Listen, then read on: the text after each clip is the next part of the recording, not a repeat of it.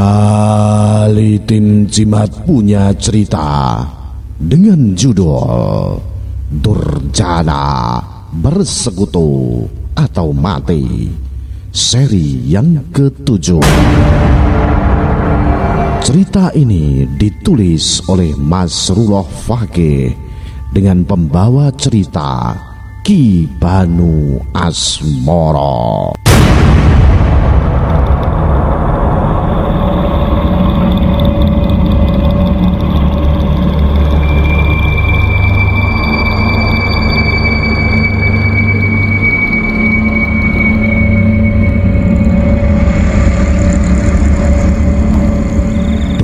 Duka mendalam begitu dirasakan Rodian. Hingga di hari ke-7 kematian Orosmala, ia belum mau membuka diri untuk berbicara dengan siapapun. Malam itu, di hari ke-8, Rodian masih sama, mengurung diri di kamar dengan segala kesedihan dan penyesalan. Ia beranggapan jika kematian tragis istrinya dikarenakan kesalahannya, membuatnya selalu dan selalu menangis terisak.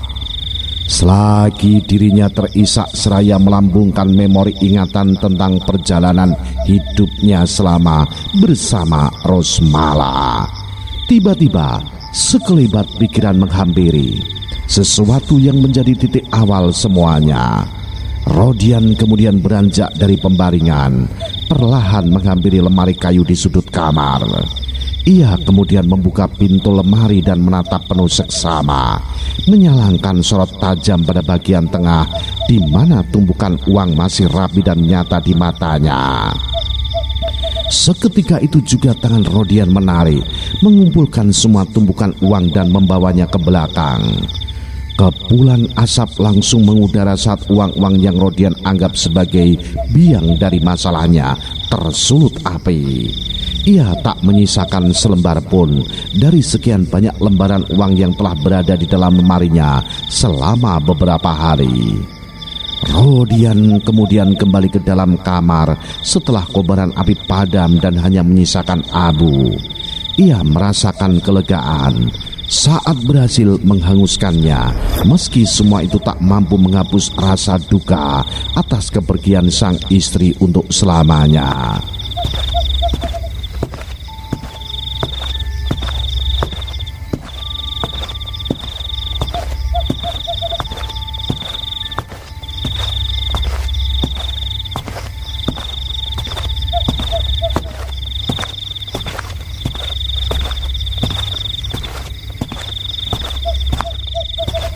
Namun kelegaan itu tak berlangsung lama.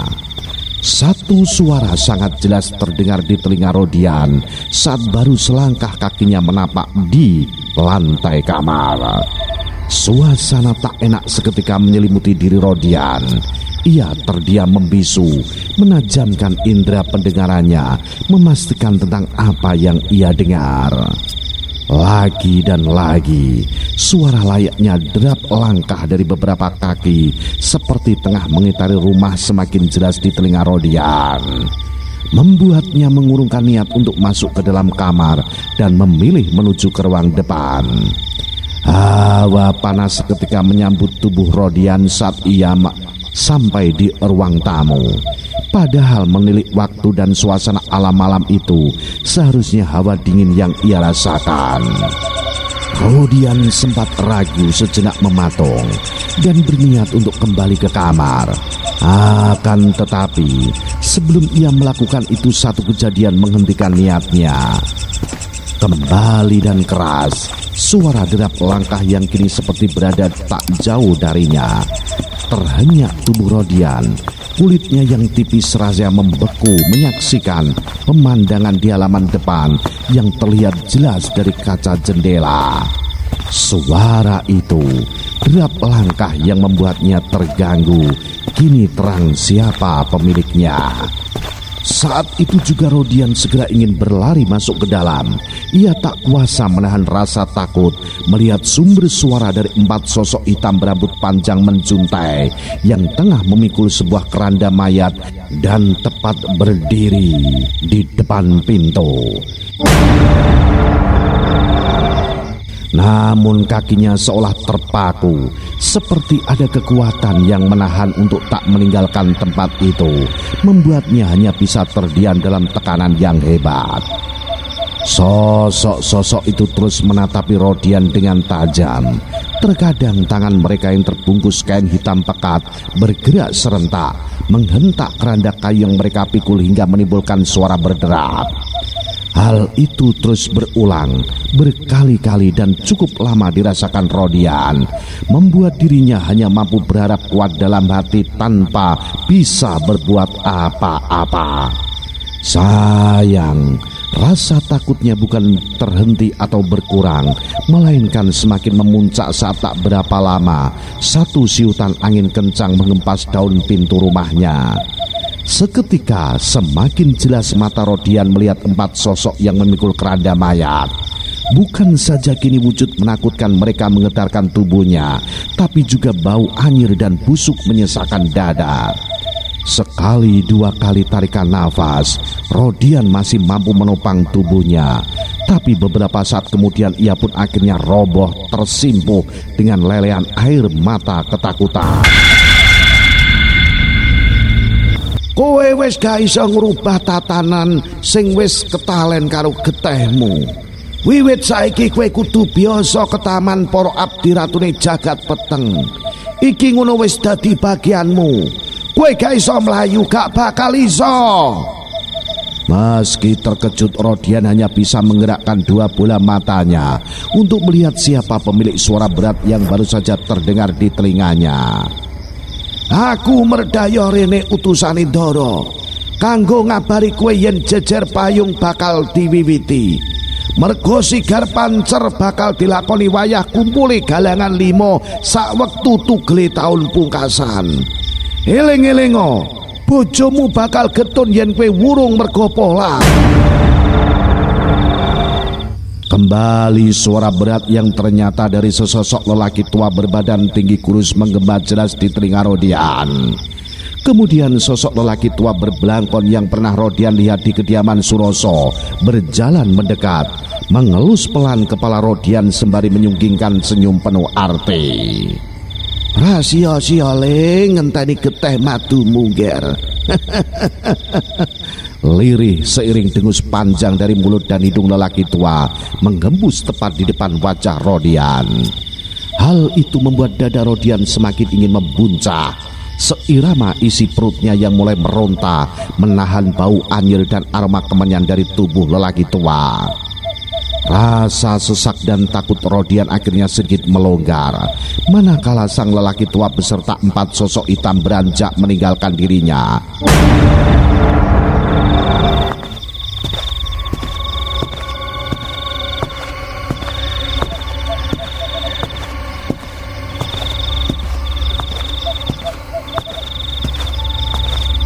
Dengan iringan gema suara gerak keranda mayat.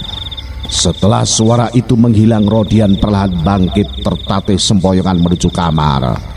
Meski keadaan dan suasana telah kembali seperti semula, namun batin Rodian masih tercekam. Sampai akhirnya ia memutuskan untuk keluar dari dalam rumah. Rodian tak peduli dengan waktu saat itu. Ia tak melihat jam ataupun keadaan sekitar. Dirinya hanya ingin secepatnya meninggalkan rumah yang telah berubah menjadi kengerian menakutkan baginya.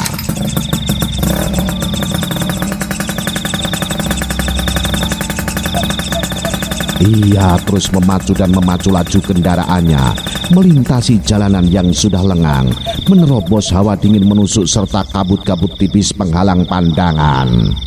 Sunyi ketika Rodian sampai di tujuannya, yaitu rumah Munir. Namun Rodian tak peduli, ia tetap nekat memanggil serta mengetuk pintu dengan sedikit keras.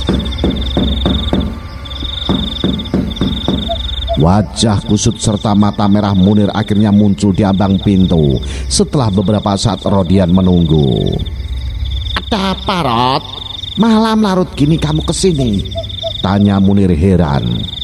Antarkan aku ke tempat Mbah Jalil sekarang, Kang. Jawab Rodian. Memangnya ada apa?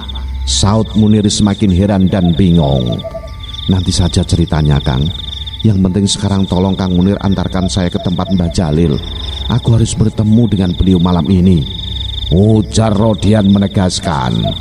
Walau masih jelas kelihatan kantuk dari sorot mata dan wajah Munir, tapi ia akhirnya mengiyakan permintaan Rodian. Ia segera bergegas masuk kembali ke dalam tanpa mempersilahkan Rodian untuk masuk. Tak berapa lama, Munir kembali muncul yang kali ini bersama sang istri Gia.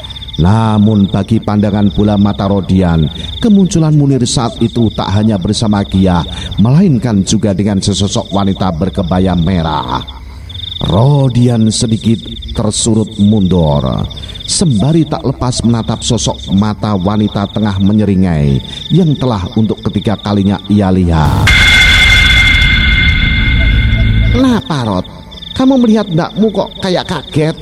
tanya Munir, menyadari ada hal aneh yang ditujukan Rodian saat melihat istrinya. Bukan Kang, bukan takut sama Mbak Yu, tapi jawab Rodian tak mampu meneruskan ucapannya. Hal itu spontan mengundang rasa bingung bersamaan dalam diri Munir dan Gia. Namun keduanya hanya bisa saling pandang tanpa tahu apa yang sebenarnya terjadi.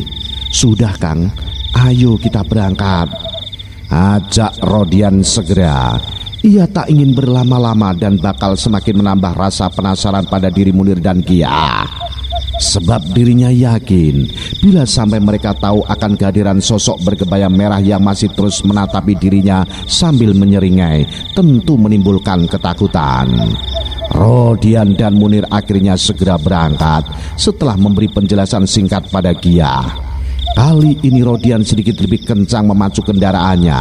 Ia ingin segera sampai di tempat Mbah Jalil yang berjarak lumayan jauh dan segera mendapat jawaban dari rasa tercekamnya. Oleh karena dirinya yakin bila kalimat-kalimat dari sosok lelaki tua Abdi Suroso mengandung sebuah makna. Kendaraan Rodian terus melaju di kesunyian malam, memecah hening sepanjang jalan berkabut mengikuti arahan Munir. Tiba di sebuah persimpangan, Rodian membelokkan setir melengkung roda duanya, mulai menjejak di jalan setapak berkelikir dan dengan sedikit bersemak di kanan kiri. Hawa aneh tiba-tiba dirasa Rodian saat melewati sebuah gapura bertiang kayu hitam, membuatnya sebentar menepikan kendaraannya. "Kang, ini benar jalan ke tempatnya Mbah Jalil?" tanya Rodian setelah berhenti tanpa mematikan mesin motornya. "Ya benar, ini jalannya. Mungkin tinggal beberapa menit lagi kita sampai. Memangnya ada apa, Rod?" jawab Munir sedikit heran. "Gak ada apa-apa, Kang. Ya sudah, kalau ini benar jalannya kita lanjutkan." Rodian akhirnya kembali menarik tuas gas setelah mendapat kepastian bahwa jalan yang dirinya tempuh memang jalan menuju kediaman Mbah Jalil. Meski dirinya tak bisa mengabaikan hawa lembab yang dirasa aneh baginya, namun ia berusaha untuk menutupinya dari Munir. Akan tetapi baru sekira 20-an depa ia melaju, mendadak Rodian menghentikan kendaraannya.